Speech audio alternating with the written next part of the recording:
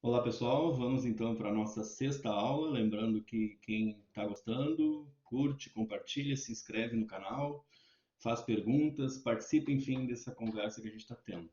Na aula anterior, a gente discutiu a questão da reflexão como pressuposto para entender o mundo, ou a reflexão como forma de construção de um pressuposto do mundo.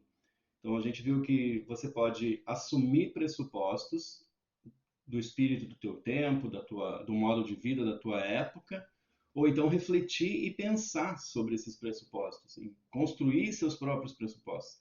De fato, a gente chegou a dizer, inclusive, que mesmo quando a gente assume um pressuposto dado pelo tempo histórico, pelo modo de vida da época em que a gente está pensando a realidade, mesmo assim ela é reflexiva, porque é preciso que você aceite a imagem que lhe é passada do mundo dentro da sua própria mente. A sua percepção precisa aceitar determinados pressupostos.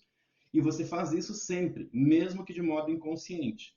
Então, isso nos levou a pensar assim, mas como assim que existe uma realidade que a gente percebe e uma realidade que a gente não percebe? Ou como que a gente pode ter esses dois olhares sobre o real? Perceber e não perceber, e ao mesmo tempo assumir um pressuposto que a gente não percebe que está assumindo. Então a gente entrou no tema do que a gente chama de complexidade, né? E é isso que a gente vai conversar hoje. A complexidade é um emaranhado de tramas que a percepção consciente não identifica num olhar desatento. Ela simplesmente assume como real. A gente não vê o mundo apenas com os olhos, a gente vê o mundo com os conceitos que a gente constrói ao longo do nosso desenvolvimento como seres humanos. Já disse que um ser humano não se torna ser humano sem outros seres humanos. E o cuidado, o afeto, a proteção dada a um ser humano recém-nascido, a uma criança, ela não vai sozinha. A gente não dá só leite, não dá só abrigo, não dá só roupa, não dá só educação. A gente passa para a criança, ao prover o desenvolvimento dela, a visão de mundo daquela época. Quer dizer, as pessoas nem sabem exatamente, há muitos séculos, é muito recente o fato de que a gente é consciente de que educa uma criança. A gente educava sem ter necessariamente a consciência dessa forma de educar. É comum algumas tribos originárias de índios dizerem que como que você constrói um Yanomami? Quem é que educa e ensina um Yanomami a ser Yanomami? A resposta dos sábios dessas tribos era que toda a tribo fazia isso. Toda a tribo fazia isso ao viver seu modo de vida. Alguém que crescesse entre os Yanomamis era um Yanomami porque vivia essa realidade desse modo de vida e assumia então esses pressupostos, essa visão de mundo, essa cosmogonia, cosmologia que estava naquele grupo de humanos ali específico, num dado lugar, numa dada época da história do nosso planeta. Então, a gente sempre assume pressupostos e a gente sempre constrói o conhecimento. A diferença é que nós podemos não ser conscientes disso. A gente pode não refletir sobre isso, não pensar sobre isso. E aí já tem uma ideia do que possa ser complexidade, né? Esse emaranhado de tramas, né, que a gente não percebe num olhar desatento, que é preciso olhar com rigor e com rigor metodológico para entender isso. E a humanidade aprendeu a fazer isso para sobreviver, para persistir como espécie, para se expandir sobre o planeta e para lidar com as consequências dessa expansão. A gente faz inferências lógicas. O que significa isso? Refletir, de certa maneira, é isso. O Homo sapiens sapiens, o homem que sabe. Né? Porque o tigre sabe caçar, os peixes sabem nadar, os pássaros sabem voar. Mas, aparentemente, há um modo de saber sobre esse saber que só. Não vamos dizer ainda, não está claro que só os humanos sabem que sabem, mas é certo que nós sabemos que sabemos. E saber que sabemos é refletir sobre o que você faz, é pensar o pensamento, é fazer essa dobra sobre si mesmo, é ver a si mesmo atuando no mundo e ter uma ideia sobre essa atuação e criar valor sobre essa atuação, né? Que entender que a habilidade em caçar é afirmadora da vida do caçador. A habilidade em pescar, a habilidade em plantar, todas essas habilidades, essas formas de agir sobre o mundo são afirmativas da vida daquela espécie. E o jogo das espécies é um jogo de habilidades, em que a adaptação às necessidades que exigem habilidades novas é o que permite que uma espécie persista por mais tempo. Nessa perspectiva, a nossa existência no planeta mais bem-sucedida foi como caçadores-coletores, porque foram dezenas de milhares de anos em que nós fomos caçadores-coletores, em que nós não tínhamos a escrita, não tínhamos o conhecimento científico, nem o conhecimento mítico, quer dizer, ele foi se formando lentamente ao longo de milhares de anos, mas em termos de permanência, como modo de vida de estar nesse planeta, de ser uma espécie que existiu por um tempo longo, o nosso mais bem-sucedido modo de vida foi o de caçador-coletor. Depois veio a agricultura, e com a agricultura uma série de transformações revolucionárias que nos trazem a esse modo de vida que nós temos hoje, que é meio que uma explosão, assim, ele é muito recente, recente a ponto de poder ser comparado ao estado anterior a uma explosão e posterior à explosão. A explosão é um evento de fragmentos de segundos, de microsegundos.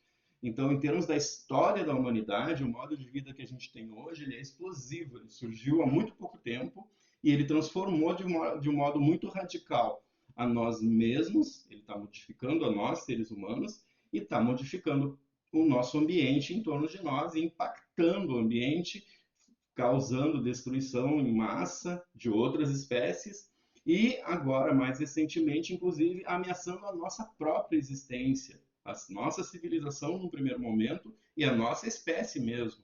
Né? O nosso modo de vida hoje se tornou um modo de vida que pode ser considerado autodestrutivo, é um modo de vida de autoaniquilação, porque se ele se efetuar plenamente, sem que a gente o transforme, ele vai nos destruir. O nosso modo de vida, e tem sido assim na história da espécie humana, a gente cria modos de vida e esgota eles. E o esgotamento desses modos de vida exigem novos modos de vida, que nós criemos novos modos de vida, que possam então superar o esgotamento do modo de vida anterior. E o capitalismo é uma espécie de modo de vida que muito rapidamente se espalhou por todo o planeta e muito rapidamente está dando sinais de esgotamento. É preciso criar um novo modo de vida. Então, como o capitalismo ele surge dos modos de vida anterior, ele tem uma base muito sólida. Né? Ele tem, aparentemente, ele é muito forte e parece difícil de desconstruir ele, porque ele está sentado em pressupostos religiosos, culturais de milênios.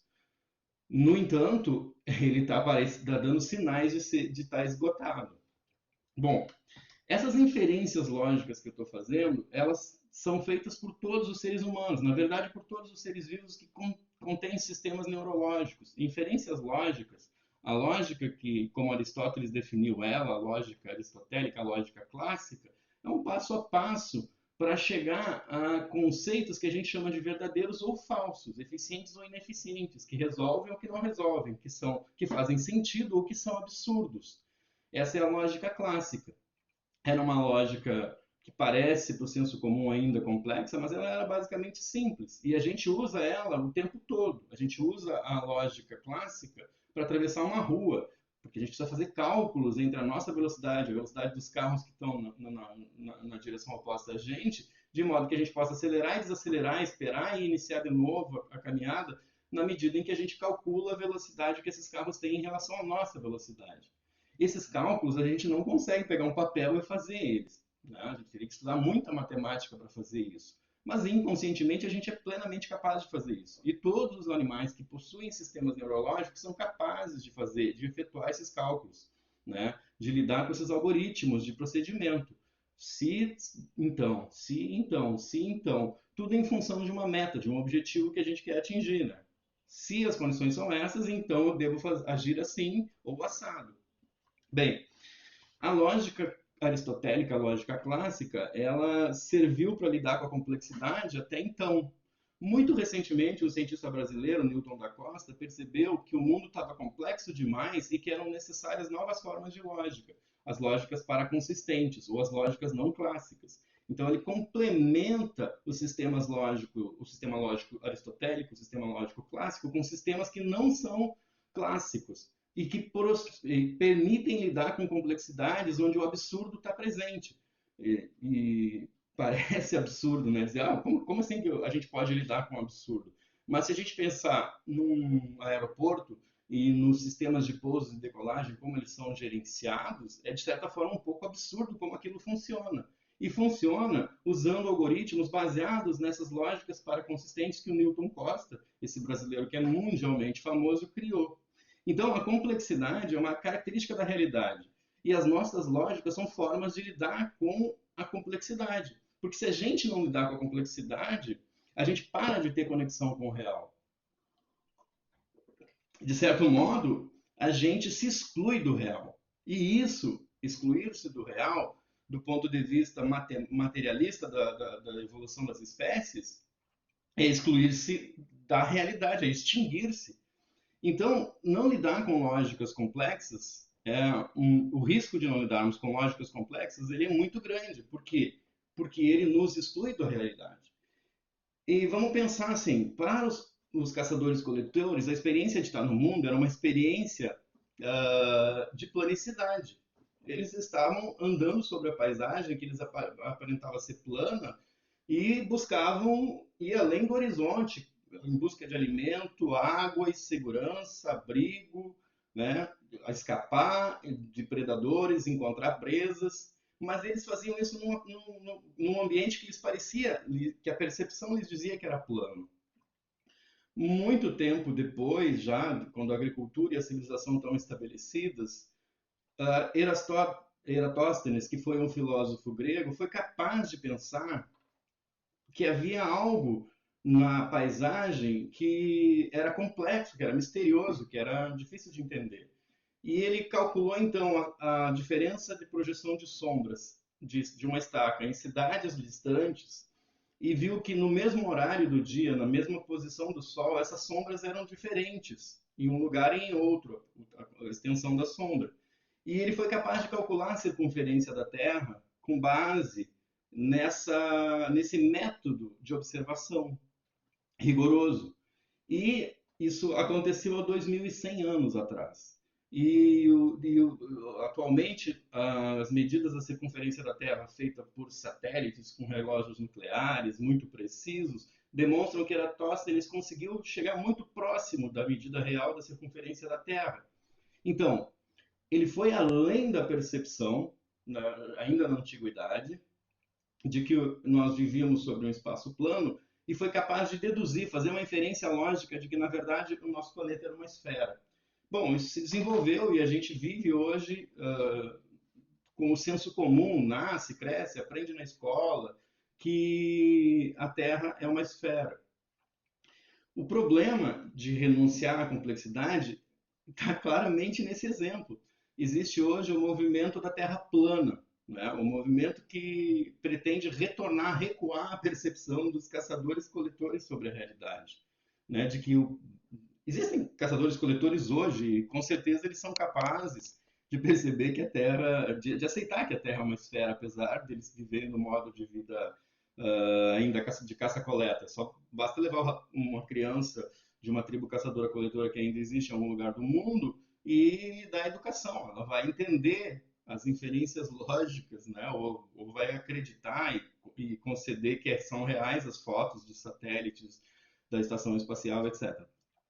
Mas o fato de nós ter hoje um movimento que apoia ou que defende que a Terra é plana indica uma outra característica complexa da mente humana.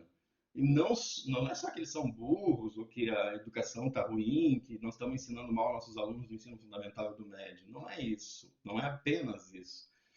Isso quer dizer que a espécie humana pode negar a complexidade e buscar refúgio mental, refúgio espiritual, refúgio cognitivo em percepções arcaicas. Né? A gente pode voltar a ver o mundo como está descrito no Gênesis, como é descrito nos mitos antigos. Né? Dentro dessa realidade em que a gente vive, utilizando as ferramentas tecnológicas que emergem dessa percepção da complexidade do mundo. O cara é capaz de usar um celular, de usar um sinal de internet por satélite para dizer que a Terra é plana. Por que ele é capaz de fazer isso? Porque a mente humana pode sim rejeitar a complexidade. pode sim rejeitar a capacidade reflexiva. Só que o custo de fazer isso é muito alto. É o fanatismo religioso e uma própria, uma espécie, uma forma de renegar a própria, o modo de vida humano que é capaz de refletir, de pensar e de se autocriticar e de construir conhecimento. Negar isso é negar a nossa própria existência, é negar a vida. E aí, em outras aulas que a gente vai fazer mais para frente, a gente vai discutir esses riscos, os riscos que a gente estão colocados para nós, dado o modo de vida que a gente conseguiu constituir até agora e que está esgotado, que eu chamo de capitalismo, né? É o modo de vida, é o modo de produção, mas é essencialmente o modo como a gente organiza a nossa vida, a nossa economia, da nossa existência, e ele está esgotado, entender como isso pode estar nos levando para um caminho sem volta ou para um caminho de autoextermínio. Né? Então, esse vai ser o desenrolar dessa nossa conversa. A gente vai estar sempre conversando sobre as nossas ferramentas para lidar com a existência e afirmar ela, e por pressuposto, por possibilidade, por hipótese, a nossa incapacidade de lidar com a realidade e entender que renunciar a essa capacidade, aperfeiçoar, melhorar essa capacidade, é uma renúncia perigosa, porque ela implica num risco para nós muito grave, que é esse que a gente já está vivendo hoje em dia. A gente está nesse contexto de agredir o ambiente, né, e ignorar que o ambiente vai responder a essa nossa agressão. Né?